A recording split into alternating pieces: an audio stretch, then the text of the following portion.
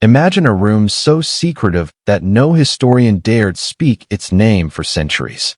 A place where ideas so dangerous, so radical, that kings, emperors, and even philosophers feared their consequences. What if I told you that the course of civilization itself was quietly decided in whispered conversations behind locked doors, far from the eyes of the public? What if the wars, the laws, the empires we revere today were shaped not by armies or decrees, but by debates that were never meant to be heard? It was Athens, 399 BCE. The city was alive with the clamor of marketplaces, the echo of philosophers walking the stone streets, and the tension of political upheaval. Democracy had flourished here, but only on the surface. Beneath the grand temples and bustling agoras, there existed circles of thinkers who gathered in secrecy, discussing truths that could topple the powerful if they were revealed. Among them was a man who would become both legendary and reviled, Socrates.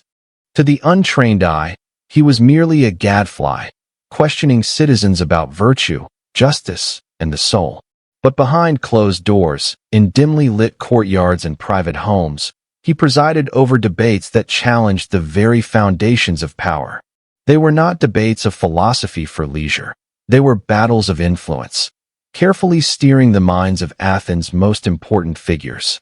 These secret assemblies were called the Forbidden Forums by those who dared whisper about them later. Membership was selective. Only those who could be trusted with the city's hidden truths. Only those whose loyalty was tested through riddles, logic, and sometimes fear. It was said that the outcome of these debates could dictate life or death, not just for individuals, but for entire city-states. The rules were simple yet ruthless. Speak only the truth as you see it. Question everything. Do not leave a trace. And above all, never let the wrong person know what was discussed.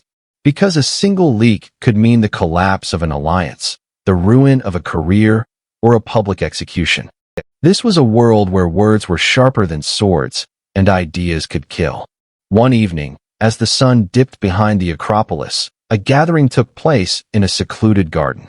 The air was thick with anticipation. The attendees were some of Athens' brightest minds. Anytus, a politician feared for his cunning. Critias, later infamous for tyranny, and a few unknown scribes whose names history would almost forget. Socrates began the discussion with a question so daring, it silenced even the most confident voices. What is justice, truly? And who deserves it? This was not a theoretical inquiry. It was a challenge to the city's laws, its courts, its leaders, a mirror held up to Athens itself. Voices clashed. Arguments flew like arrows. Some defended tradition, insisting that justice was defined by law. Others whispered that justice was a tool of the powerful, crafted to maintain control over the many. Each statement carried weight, for every word could ripple far beyond the garden, shaping decisions in the agora and the assembly halls above. But the debate did not remain abstract for long. A hidden tension had begun to simmer, a disagreement over influence and power, over who deserved to guide the city's destiny. The conversation split into factions. Socrates, observing silently, guided the discourse with questions sharper than daggers. What was virtue? Could a tyrant be just? Could the people themselves be trusted with freedom? What unfolded that night would remain a secret for centuries. Only fragments survived in letters, in the whispers of historians, in the coded references of those too afraid to write plainly. These fragments suggest that some of the most pivotal decisions, which laws to enforce, which leaders to support, even the fate of rebellions, were quietly influenced in these secret debates.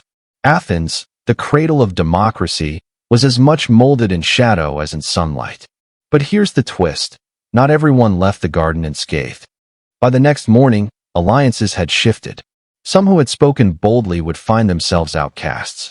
Others would rise to prominence, their ascent traced directly to words spoken under the cover of darkness. And Socrates himself? His role in these debates, which today seems purely philosophical, would one day be twisted into a political crime, leading to his trial, his condemnation, and his death. And yet, the Forbidden Forums were far from over. They were the beginning of a chain reaction, stretching across centuries, shaping Rome, influencing emperors, guiding conquerors, and silently steering the fate of civilizations. The question is not whether these debates happened, but what would have happened if they hadn't. The morning after that fateful night in the garden, Athens felt no different. The streets buzzed with merchants, children played near fountains, and senators argued in the open agora. Yet beneath this ordinary hum, invisible threads of influence were already pulling at the city's fate. Decisions made in whispered corners had begun to ripple outward, shaping alliances, sowing distrust, and quietly steering policy. Socrates' role in these hidden debates was far more perilous than most realized. To the public, he was merely a philosopher, asking questions and provoking thought. But behind closed doors, he was a master strategist, challenging the assumptions of the city's most influential men. Each question he posed was a test. Could a leader think beyond personal ambition? Could they consider justice as something more than law? Or were they slaves to power, blinded by self-interest? Among those who attended the secret gatherings, one figure began to stand out. Critias, a student of Socrates who would later become one of the most infamous tyrants in Athens history. Critics would later portray him as cruel and ambitious, but within the shadows of these debates, he was a student learning the power of ideas. Every word he absorbed was a weapon he could wield in the open world. Every question he pondered was a seed for manipulation. Socrates may have unknowingly trained the very men who would later undermine the city he loved. The debates themselves evolved into something more than philosophical exercises. They became instruments of social and political engineering. Questions of justice, morality, and governance were no longer abstract. They were practical tools to test loyalty, predict behavior, and influence outcomes. The philosophers debated the nature of truth and virtue, but the politicians listened for opportunities, a weakness to exploit, a hesitation to turn into leverage, a vision to co-opt for their own gain. And yet, secrecy was fragile. Athens, with its thriving democracy, was also a city of gossip, spies, and intrigue. Whispers leaked from one forum to the next. Observers began to notice patterns in decisions that seemed to arise from nowhere. Laws passed that favored certain factions, prosecutions launched with uncanny precision, public opinion swayed almost invisibly. The city itself became a stage, with the forbidden forums operating as a hidden hand, unseen but profoundly influential. It was during one particularly tense debate that the lines between philosophy and politics blurred completely. The topic, the accountability of leaders. Could a ruler act against the law if the greater good demanded it? Voices rose, tempers flared. Some argued that law was absolute, an unbreakable covenant binding all citizens. Others whispered that laws were tools, instruments to be bent or ignored when necessary. Socrates, always silent yet probing, asked the question that would echo for centuries. If a city cannot govern itself justly, who then governs it? The room went silent. This question was not hypothetical. It carried weight in every decision, every plot, every alliance. For the politicians present, it was a mirror reflecting the moral compromises they were already making. For the philosophers, it was a challenge to the city's very identity. Outside the garden walls, the agora seemed calm, but shadows had begun to spread. Secret alliances formed, contracts were negotiated, and rivalries intensified, all under the surface of civic life. These debates were no longer merely intellectual exercises. They had become a battlefield for control over Athens' future. And yet, even as power shifted in subtle ways, the true influence of these gatherings remained hidden from public view. By the end of that year, Athens would face trials, betrayals, and decisions that would shape the trajectory of its democracy. Some of the city's most celebrated victories and most infamous failures were traced back to ideas forged in these hidden debates. Every law debated in the assembly, every decree issued by magistrates, every rebellion quelled or tolerated was subtly touched by voices no one would ever hear. And while the philosophers debated, some participants began to sense the danger. The knowledge that they were shaping history without accountability weighed heavily. Loyalty, trust, and fear intertwined in ways that made even the most confident men wary. Any misstep, a revealing glance, a careless word, could destroy them. In this shadowy world, truth and power were inseparable, and survival depended on mastering both. Yet the greatest danger was still to come. For the seeds planted in these secret debates would not only influence Athens, they would travel far beyond, carried by students, scribes, and politicians. They would cross the Mediterranean, seep into Rome, and eventually influence emperors who would command vast empires. The question remained, were these debates a force for justice or a blueprint for manipulation? And in the silence of a moonlit courtyard, Socrates continued to ask the questions that would haunt civilizations for centuries. Questions that could topple leaders, inspire revolutions, or create empires. By the time Rome began to rise from the shadows of Greece, the seeds sown in Athens' secret debates had begun to bear fruit. The forbidden forums, though largely forgotten by the public, had created a network of thinkers and strategists who understood one unspoken truth. Ideas were more powerful than armies. And the heirs of these debates were not philosophers, but men who would shape history with the subtlety of a whisper and the precision of a blade. Among them were scholars and statesmen who traveled from Athens to Rome, carrying notebooks, letters, and coded arguments. These were the hidden philosophers, individuals who studied morality, justice, and governance not for knowledge alone, but for influence. In private villas, under flickering oil lamps, these men debated questions that could decide the fate of empires. How could a ruler maintain control without igniting rebellion? How could laws be used to consolidate power while appearing just? And most dangerously, could civilization itself be guided from behind the scenes without ever being seen? Rome, in its infancy, was fertile ground for these ideas. Senators and patricians, unaware of the subtle philosophical currents shaping them, were guided in their decisions by concepts first argued about in Athens decades earlier. Consider the writings of Cicero. He publicly extolled virtue and law, yet many of his private letters reveal that he was deeply concerned with strategy, influence, and the manipulation of public opinion. The teachings of Socrates, filtered through disciples like Critias and others, had evolved into a philosophy of pragmatic power, disguised as ethics.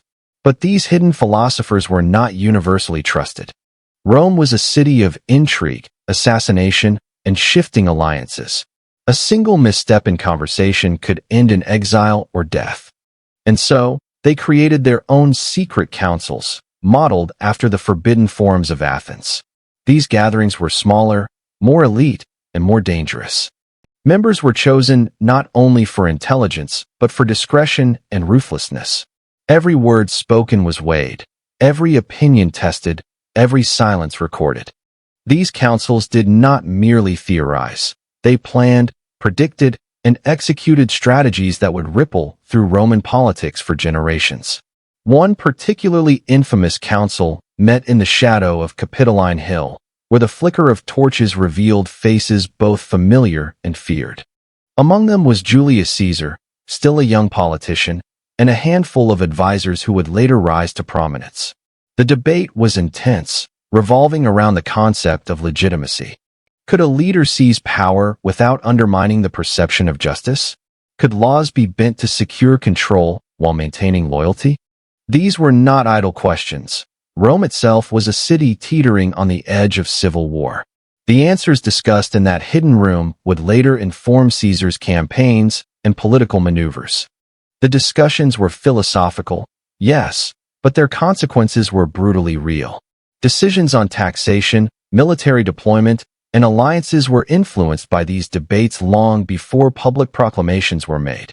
Rome's leaders were subtly guided by ideas that had originated in the gardens of Athens centuries earlier. Knowledge had become a weapon, invisible yet omnipresent, shaping destinies without ever being acknowledged. Yet, the hidden philosophers were not immune to danger. Within their own ranks, suspicion festered. Who could be trusted? Who might betray the secrets of the council to gain favor or power?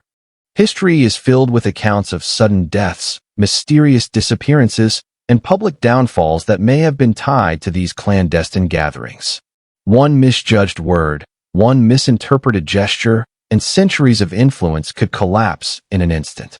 And still, despite the risks, the debates continued. Because the stakes were civilization itself. The hidden philosophers understood that if ideas could shape leaders, they could shape empires, and that is exactly what they did. From Athens to Rome, from small courtyards to the Capitoline Hill, the dialogue of a few would dictate the trajectory of millions. But here's the paradox.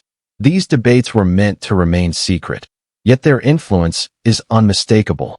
Wars were fought, empires rose and fell, and laws shaped entire societies, all echoing arguments made in rooms that no historian recorded.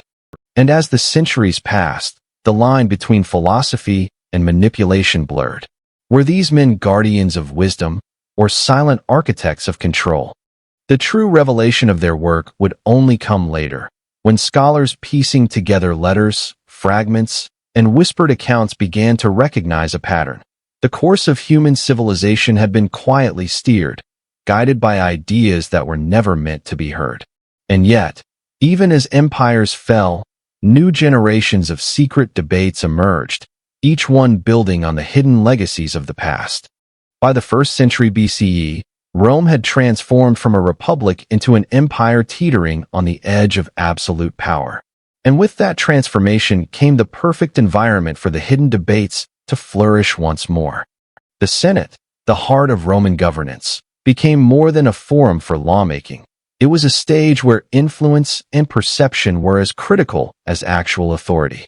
Yet behind closed doors, in private chambers and shadowed villas, a select few continued the tradition of shaping civilization through whispered words rather than armies.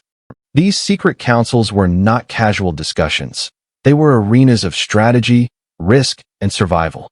Senators, generals, and advisors gathered in dimly lit rooms, debating questions that seemed philosophical but carried lethal weight. How could power be seized without destroying the city's image of justice? How could loyalty be bought, fear managed, and dissent neutralized without open conflict? In these moments, history was quietly rewritten. Decisions that would appear in public as civic duty or military necessity were, in reality, the product of private deliberations whose participants understood that words could be deadlier than swords. One of the most notorious debates took place in the home of Marcus Licinius Crassus, Rome's wealthiest man, who was known not only for his fortune but for his political cunning. Here, a small council convened, including rising generals and trusted advisors. The subject, control of the Republic's fragile alliances. They discussed strategy not only for expanding territory, but for ensuring that no individual could challenge their authority, while still maintaining the appearance of a functioning republic. Every argument was dissected, every assertion challenged. It was a delicate balance of intellect, ambition, and secrecy. But these gatherings were perilous. The stakes were life and death. A misstep, a public slip, a betrayed confidence, could result in exile, assassination, or disgrace. And yet, participants pressed on, understanding that the shape of the empire itself depended on their decisions. It was a paradox. Those outside these chambers believed Rome's destiny was determined by armies, by battles, by laws. But in truth, many critical outcomes were determined by discussions that never saw the light of day. In one particularly intense debate, the question arose of succession. Who would inherit power if a leader fell? The council argued not merely about family lineage or military support, but about perception, how to make the public believe in legitimacy, even as control was consolidated in secret. Every scenario was dissected, alliances built, betrayals anticipated, rivals manipulated.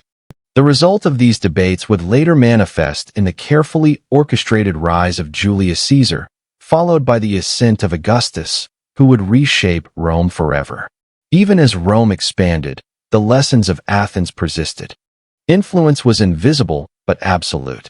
Knowledge of human behavior, strategic foresight, and the careful framing of truth became tools for those who understood the power of debate.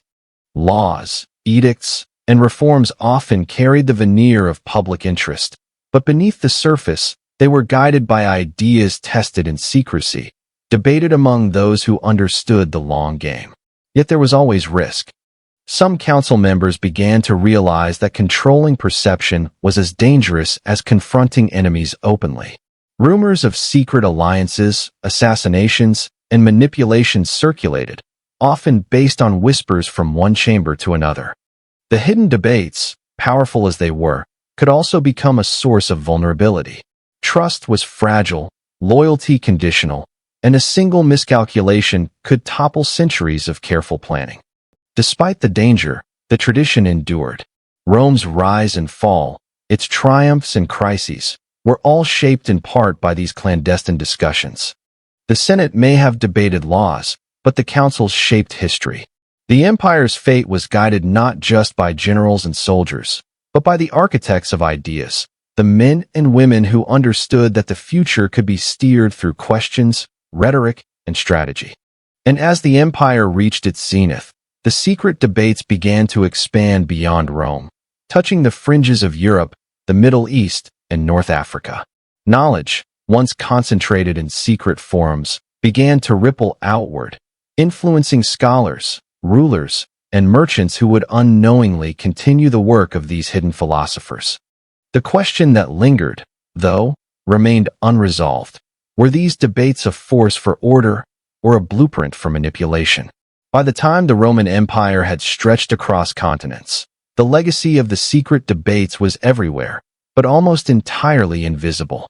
The ideas, arguments, and strategies that had been honed in Athens and perfected in Rome had spread like a silent current, shaping rulers, empires, and the very structure of society. And yet, for most of history, these debates were lost to public memory, existing only in fragments, letters, and cryptic references. They lost dialogues, as historians would later call them, were not ordinary texts. They were private records of discussions, arguments, and hypothetical scenarios, deliberately kept hidden, encrypted, or scattered to avoid detection. Some were written on wax tablets, others on scrolls, and a few even encoded in metaphor or allegory. Their purpose was simple yet audacious: to preserve knowledge powerful enough to guide civilizations, while preventing its misuse. One of the most remarkable aspects of these dialogues was how enduring their influence proved to be. Centuries after the last Roman emperor fell, scholars, monarchs, and revolutionaries were unknowingly guided by the questions first asked in those shadowed chambers. Concepts of justice, governance, loyalty, and manipulation echoed in the writings of Machiavelli, the strategies of Napoleon, and even in modern political philosophy. The words spoken in secret by philosophers, politicians, and strategists had transcended time, shaping the trajectory of humanity itself. Yet the dialogues also contained warnings.